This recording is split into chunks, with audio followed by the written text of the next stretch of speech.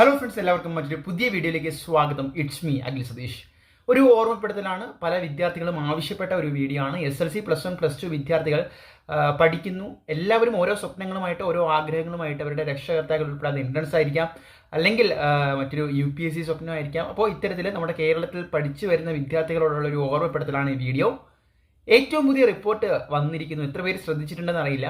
നമ്മുടെ കേരളത്തിൽ 100%-ൽ 71% യുവതി യുവാക്കൾക്കും ജോലിയില്ല.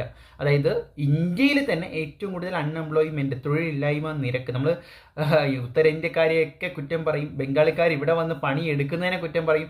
പക്ഷേ മനസ്സിലാക്കുക, ഈ പഠന നിലവാരം കൂടുമ്പോൾ, ഏറ്റവും കൂടുതൽ സാക്ഷരതയുള്ള കേരളം ഇങ്ങനെ പോകുമ്പോൾ നമുക്ക് ചെറിയ രീതിയിലുള്ള ജോലികൾ ചെയ്യാനുള്ള ഒരു ഇഷ്ടക്കേട്, അതായത് പൊരുത്തപ്പെടാത്ത അവസ്ഥ, മാനസികാവസ്ഥ, അതുമായിട്ട് നമ്മൾ പൊരുത്തപ്പെടില്ല. നമുക്ക് എല്ലാവർക്കും വൈറ്റ് കോളർ ജോബുകൾ മതി. അതിനാണല്ലോ നമ്മൾ സ്വാഭാവികമായിട്ടും ഉയർന്ന മാർക്കുകൾ മേടിക്കാൻ വേണ്ടി ലക്ഷങ്ങൾ ചിലവാക്കുന്നതും എൻട്രൻസ് കോച്ചിങ്ങിൻ്റെ പേരിൽ പിന്നീട് സ്ഥാനങ്ങൾ നേരിടണമെന്ന് സ്വപ്നം കാണുന്നതും ഒക്കെ.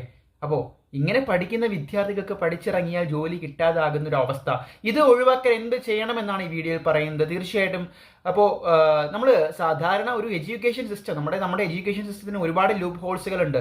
ഇപ്പോൾ തന്നെ പ്രഡിക്ഷൻസ് എന്ന് പറഞ്ഞ് തലേ ദിവസം നമ്മൾ എന്തൊക്കെ, ഇപ്പോൾ ഒട്ടും പഠിക്കാത്തൊരു വിദ്യാർത്ഥികൾക്ക് പോലും തലേ ദിവസം 2 YouTube വീഡിയോ കണ്ടാൽ ഒരുവിധം മുഴുവനായിട്ട് സ്കോർ ചെയ്യാൻ പറ്റുമെന്ന് പറയുന്നില്ല. കാരണം ബേസിക് അറിഞ്ഞുകൊണ്ടാത്ത ഏതൊരാളും ഏതൊരു പ്രൊഡിക്ഷൻ വീഡിയോ കണ്ടാലും എക്സാമിന് പോയി നന്നായിട്ട് എഴുതാൻ പോകുന്നില്ല. പക്ഷേ അത് മാത്രം കണ്ടിട്ട് പരീക്ഷയ്ക്ക് ജയിക്കാൻ കഴിയുന്ന ഒരു അവസ്ഥയിലേക്ക് നമ്മുടെ നാട് വന്നു കഴിഞ്ഞു. അപ്പോൾ അത് ഫോളോ ചെയ്യുന്ന പലരും നമ്മുടെ ഇടയിൽ തന്നെയുണ്ട്. അപ്പോൾ അതിൻ്റെയൊക്കെ ഏറ്റവും പരിണിത അവസ്ഥ, നമുക്ക് വെറും തിയററ്റിക്കൽ നോളജും പിന്നീട് പഠിച്ചിറങ്ങിക്കഴിഞ്ഞാൽ ഒരു ജോലി ചെയ്യാനുള്ള തരത്തിൽ ഒരു പ്രാക്ടിക്കൽ നോളജും ഇല്ലാത്ത അവസ്ഥയിലേക്ക് എത്തുന്നു.